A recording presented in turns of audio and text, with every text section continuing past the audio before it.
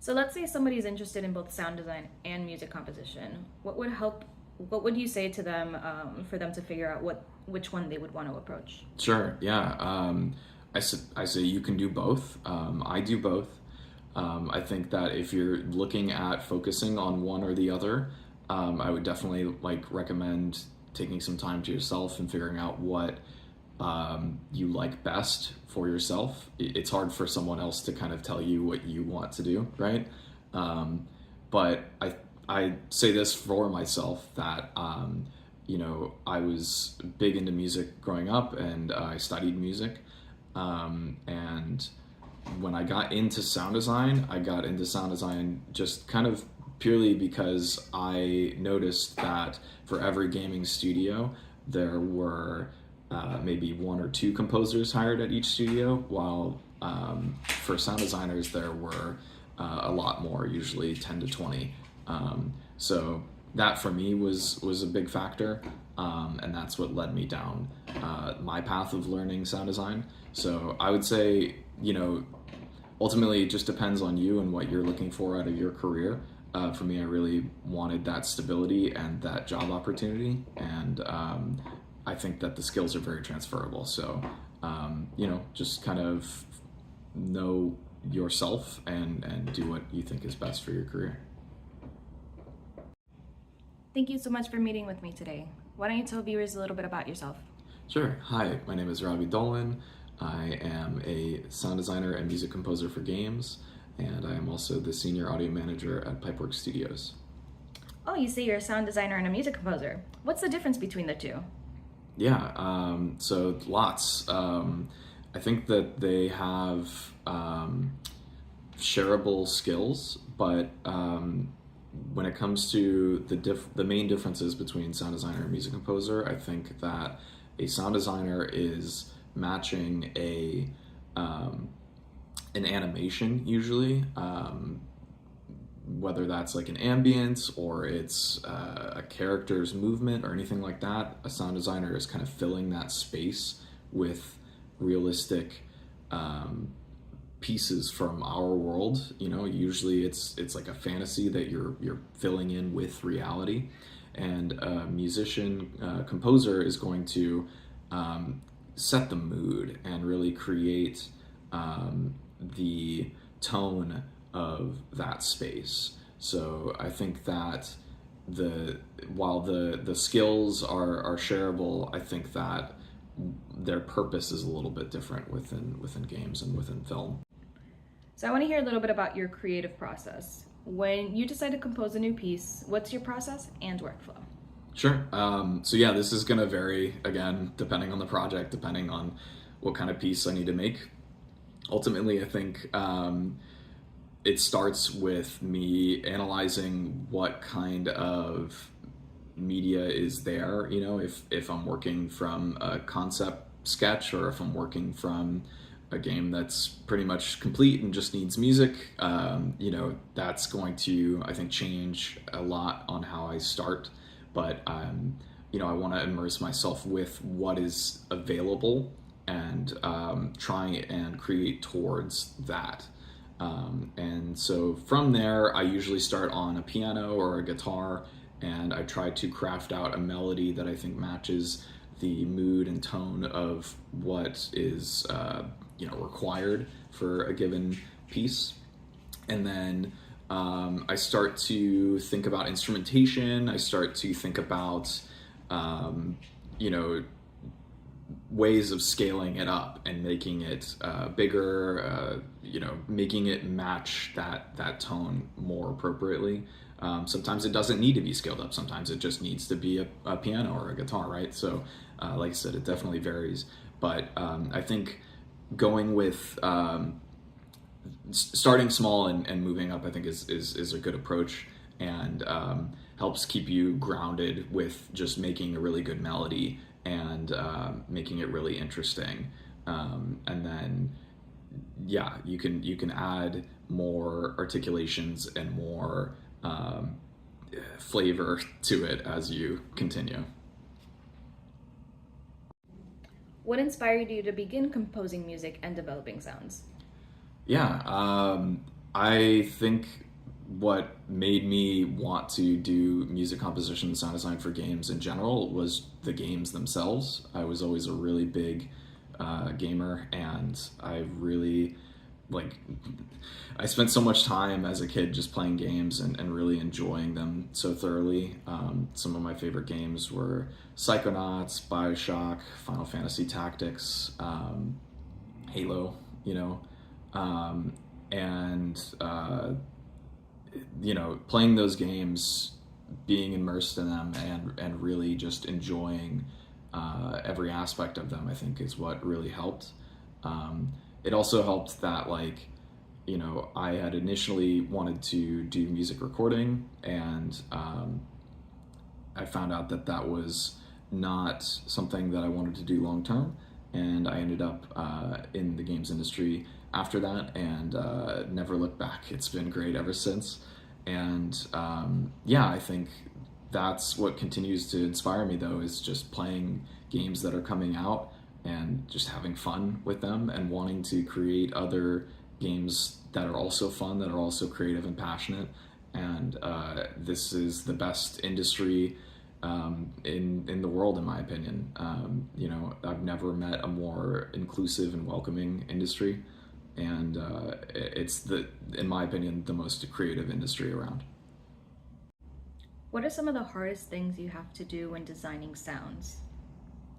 I would say, I think some of the hardest sounds that I've had to make have been when I'm trying to make something for a client, or for a person that it is their vision of the sound, and I'm more or less trying to aim towards their vision of that sound.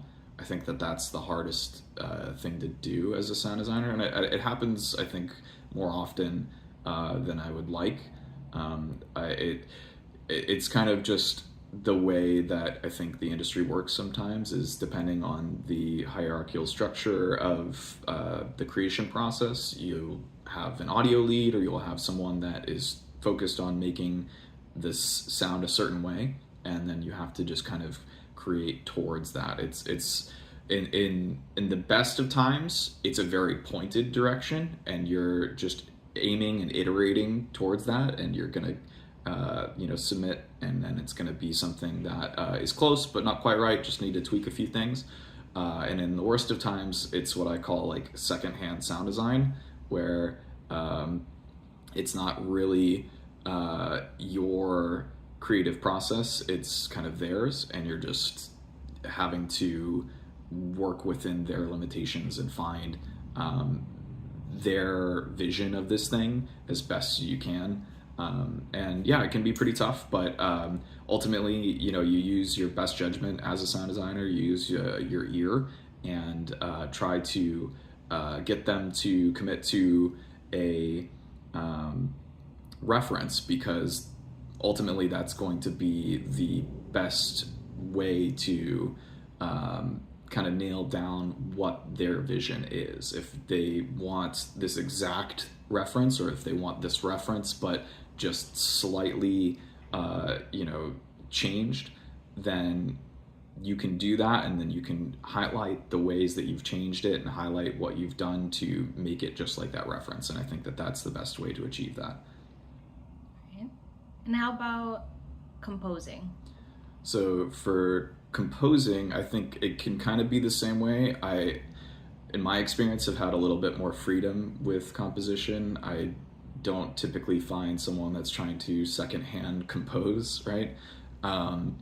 But I think that certainly in my experience, and experience of composer friends of mine, I think that revisions can be challenging, especially if you have someone in the position of requesting revisions that isn't as experienced in composition, that isn't as experienced in music.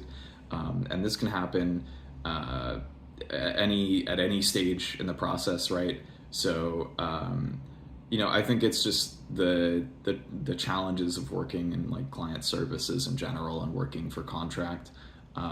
So I think you'll run into this in a lot of other industries, but you kind of work with what you can, right? And at the end of the day, you can respectfully push back if it's something that you disagree with, and ultimately, you try to make the best, most passionate and creative thing that you can, given limitations, right? And sometimes the limitations can make the music better.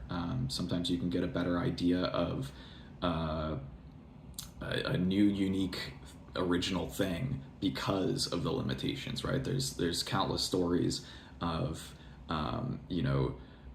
especially composers like Koji Kondo and stuff like that were able to create such amazing pieces within such incredible limitations, right? I would say try to aim in that direction and look to create something despite the limitations. What are your personal recommendations for equipment and applications with regards to your field? Yeah, so this is a big question that I get a lot, especially from newcomers. I think it varies a little bit depending on whether you're trying to do sound design or music composition. So I'll just start with sound design and we can go from there. So when it comes to sound design, I think the best place to start is with a digital audio workstation that's going to be inexpensive and give you everything you need. And I think Reaper is the best for that. It's also the industry standard, which is really helpful. It's kind of free to start, and then it'll ask you to keep buying after a certain point. But for someone just starting out, this is going to be just perfect. And what I would recommend investing in instead for sound design are sample libraries. And this is going to vary depending on what project you're working on, but let's say you're doing a sound design recreate of a first-person shooter, you're probably going to need some gun sounds. So I would recommend sample libraries like Boom or Soundmorph, and they have lots of different sample packs that you can get. And I think that's going to get you a lot more mileage when it comes to investment very early on. Another one that I would recommend for sound design is Soundly. It's a keyword searcher tool, among other things, that also has a big, wide general library, and it's also pretty inexpensive, and they offer different payment options and stuff. And I think that with those tools, you'll be set up very readily for a lot of different projects, and you'll be able to just kind of succeed from there. But basically, the main focus, I think, should be on highlighting, for both composition and sound design, highlighting your ear and just practicing at home with cheap and free tools. So for composition, I would recommend a MIDI library. I think East West is a good, inexpensive option. They have a monthly option as well. So I think that will get you good, ranges of instrumentation and get you, practicing with those tools. And then from there, Reaper, again, honestly, it's inexpensive, and it's going to have all the plugins and options that you'll need just kind of right out the gate. You'll probably need an interface, and I use a Focusrite Scarlett. There are a lot of them out there. I think Focusrite Scarlett has a really good, inexpensive price point, so that would be what I'd recommend to someone starting out. And then from there, it really just depends on what you're trying to create. If you start to use these tools and you notice that something's missing, I would recommend not spending too much. Like I said, I think it's best to just try to spend as little as possible and focus on what you can make cheaply and freely. But if you're making a piece and it really just calls for very clear and passionate performance from a cellist, then you might need to find a cello or a cellist and have them record for you, right? And that's going to come with a bunch of other caveats included in that decision, right? So I would just try to spend as little as possible and look to make something that is creative and unique from a cheap and inexpensive environment. Thank you so much for speaking with me today and, teaching us a little bit about what it is to be a sound designer and music composer. Of course, yeah. Thank you for having me.